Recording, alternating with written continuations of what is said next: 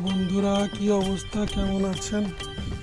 এই দেখেন আম, কি ভাই, কি অবস্থা, শিলপুরা নষ্ট হয়ে গেছে। যার জন্য পারে আসে চুরি করে নিয়ে যায়।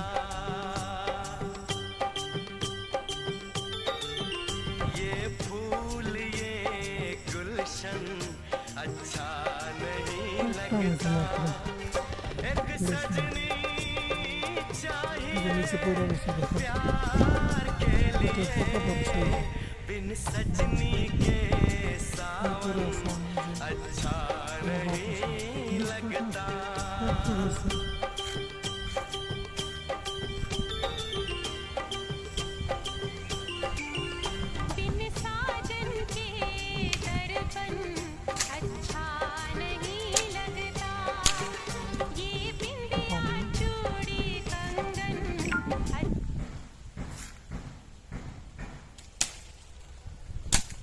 একটা বললাম, তিনটে বললাম,